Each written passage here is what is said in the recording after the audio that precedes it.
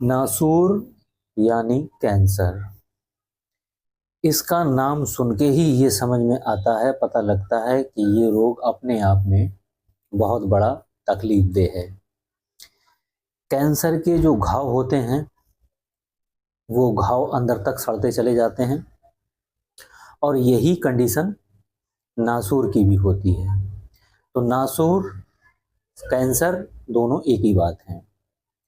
और घाव होने से पहले छोटे छोटे कहीं कहीं दाने बनते हैं, फिर वो बड़े होकर थोड़े बड़ा एक फोड़ा सा बनता है, फिर वो फोड़ा इतना बड़ा हो जाता है कि फिर वो ठीक होने में नहीं आता, पकता है, फूटता है और फिर फूटने के बाद वो थोड़ा थोड़ा पक के बहता चला जाता है और अंदर तक घाव होता चला जाता है। फिर देखने में ये आता है कि काफ़ी हिस्सा एक बहुत भयानक रूप में गल गया और बहुत ही खतरनाक तरीके से वो सामने आया।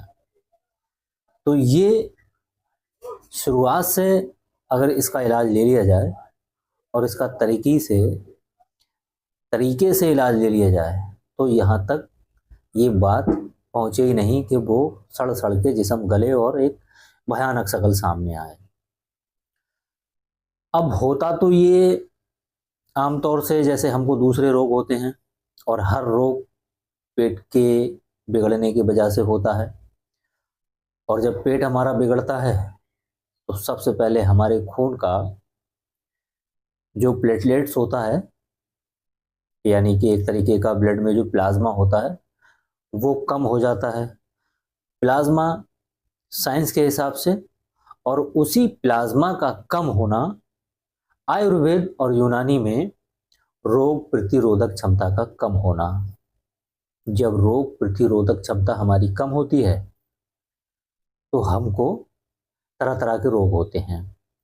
उसी तरह से हमको ये फोड़ा हो जाना या कैंसर का रूप ले लेना, ये रोग भी हो जाता है।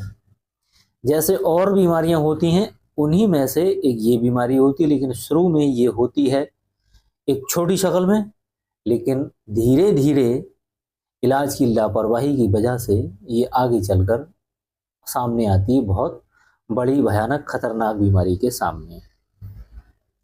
तो मैं आज इस पर आपको कई सारे नुस्खे बताऊंगा, जिसमें फोड़े के ठीक करने के भी नुस्खे होंगे, और अगर वो फूट गए हैं, पक गए हैं, बह रहे हैं, नासूर कैंसर बन गया है, उनको भी ठीक करने का कई सारे नुस्खे मैं आज आपको बताऊंगा।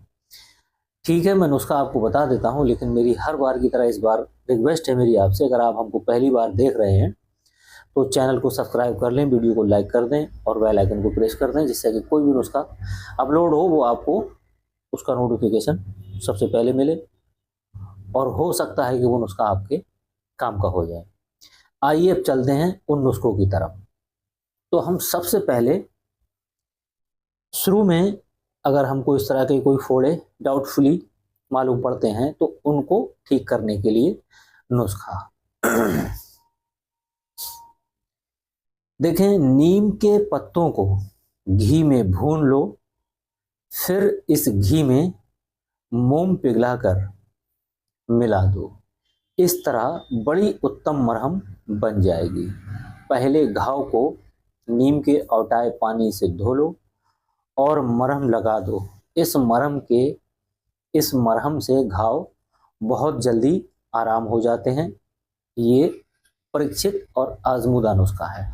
ये तो हो गया घाव के ताल्लुक से, लेकिन मैंने कहा था कि चलो पहले फोड़े का नुस्खा बता दें, लेकिन कोई बात नहीं, ये घाव ठीक करने का नुस्खा। आइए अब चलते हैं अगले नुस्खे की तरफ। करिहारी की गांठ को पानी में घिसकर व्रण पर लेप करने से व्रण, कंठमाला, अधीठ और वध वगैरह नष्ट हो जाते हैं। ये भी आजमूदा और परीक्षित नुस्खा है। तो ये नुस्खा हमारा हो गया, यानी गांठ, व्रण यानी कि व्रण बुई, गांठ वगैरह जो हो जाती है, कंठमाला की जो गांठें हो जाती हैं वो भी, और बहुत ही जटिल अधीठ फोड़ा जो होता है ठीक नहीं होता है, वो ही आगे चल के जो कैंसर बनता है उसके लिए भी, और वध वगैरह जो हो जाती है लोगों के, उन सब पर करिहारी की जड़ का ये नुस्खा आपको बहुत काम आएगा। आइए अब चलते हैं अगले नुस्खे की तरफ। कांकड़ वृक्ष की छाल पानी में पीसकर लगाने से व्रण नष्ट हो जाता है। एक एक सिंगल बूटी और बहुत फायदे और आसान से तरीके घरेलू उपचार में, ये अगर आप इस्तेमाल करें तो आप लाभ ही लाभ उठाएंगे। आइए अब चलते हैं अगले नुस्खे की तरफ। काग जंघा एक बूटी का नाम है। काग जंघा के पत्ते जलाकर घी या तेल में पीस लो, इसके लगाने से व्रण आराम हो जाते हैं। ये भी आजमूदा नुस्खा है। अब अगले नुस्खे की तरफ।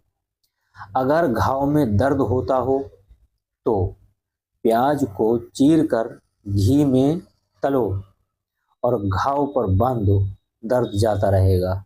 ये भी आजमाया हुआ नुस्खा है। आइए अब अगला नुस्खा। अगर घाव में ठीक है, एक सेकंड रुकें जरा। अगर फोड़े में बहुत ही जलन होती हो तो काली अगर पानी में पीसकर फोड़े पर लेप कर दो, आग शांत हो जाएगी। क्योंकि जो कैंसर के फोड़े होते हैं और वो बहुत ज़्यादा लाल हो जाते हैं, पकने की कगार पे होते हैं, फूटने की कगार पे होते हैं, बहुत ज़्यादा सूज जाता है मुंह या बॉडी के कहीं किसी दूसरे हिस्से पे, तो उनमें जलन बहुत तेज होती है। तो उसके लिए काली अगर के नाम से एक बूटी है, एक लकड़ी है, वो आप ले आएँ। उसको आप पानी में पीसकर उसका लेप कर दो, उसकी जलन शांत हो जाएगी। ठीक है, आइए अब चलते हैं अगले नुस्खे की तरफ। सरीवा की जड़ें, सरीवा भी एक बूटी होती है। सरीवा की जड़ें पानी में घिसकर व्रण पर बांधने से व्रण शुद्ध हो जाता है। परीक्षित है। देखें, व्रण शुद्ध हो जाता है। ये नुस्खा उन लोगों के लिए है जिनका घाव सड़ रहा है और कितना भी साफ करो वो सड़ता ही चला जाता है, जितना सड़ता है उतना साफ होता रहता है, आगे पीछे वो और सड़ता रहता है आगे आगे। ठीक है, ये नुस्खा उनके लिए है। सरीवा की जड़ें पानी में घिसकर व्रण पर बांधने से व्रण शुद्ध हो जाता है। परीक्षित है, वो सड़ना बंद हो जाएगा उसका। आइए अब अगला नुस्खा। बड़ी इंद्रायण की जड़ और कड़वे वृंदावन की जड़ पानी में पीसकर बारंबार लेप करने से अधीठ आराम हो जाता है। ये भी आजमूदा नुस्खा है।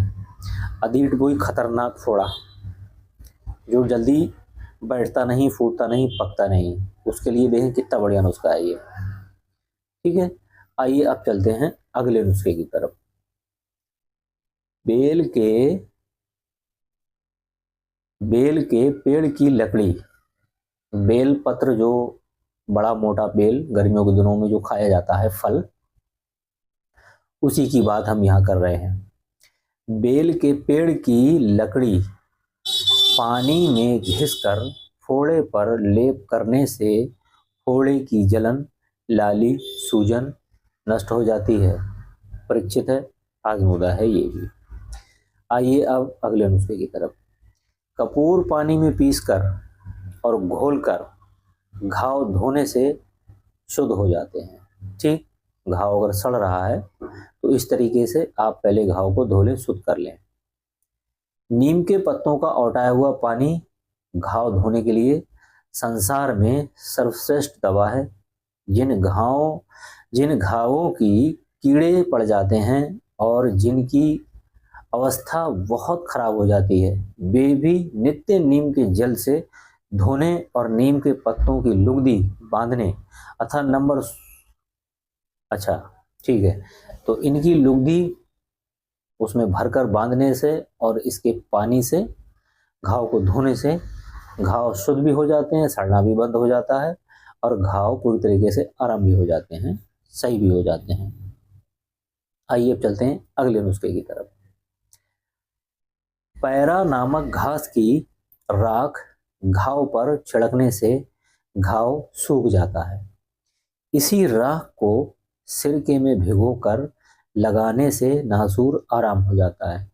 पैरा नाम की घास, हम यहाँ पर उस पैरा नाम की घास का जिक्र कर रहे हैं जो कि अक्सर तालाबों में, नदियों के किनारों में चपटे टाइप की और काफ़ी ऊंची ऊंची पैरा नाम की एक घास खड़ी होती है, पानी में खड़ी होती है वो, और उससे चटाइयाँ भी बुनी जाती हैं। कुछ लोग उससे चटाइयाँ भी बुनते हैं। ये पहचान के तौर पे हम बता रहे हैं आपको, ठीक है। और ये नुस्खा बहुत अच्छा है। पैरा नाम घास की राख, यानी कि इसको आपको सुखाकर जलाना है, जला के इसकी राख बना लेना है और इस राख को पीसकर कपड़े से छान के रख लेना है आपको। इसको छान के रख लें और इसको फिर घाव में आप छिड़कते रहें। इससे घाव बिल्कुल ठीक हो जाएंगे। हमने आपको शुद्ध करने का, घाव को सड़न से रोकने का, घाव भर जाने का, ये तमाम तरीके के नुस्खे बता दिए। और फोड़ा नहीं फट रहा है तो उसका भी नुस्खा बता दिया। अगर उस फोड़े में बहुत ज़्यादा जलन है, उस जलन की शांति के लिए भी आपको हमने नुस्खा बता दिया। तो वीडियो आपको पसंद आया होगा इंशाल्लाह, मुझे उम्मीद है। तो वीडियो को लाइक कर दें, चैनल को सब्सक्राइब कर लें और एक प्यारा सा कमेंट भी करें और हमें फॉलो करें, हमें सब्सक्राइब करें। सपोर्ट की आपकी ज़रूरत है। और मिलते हैं फिर अगले किसी नई जानकारी के साथ।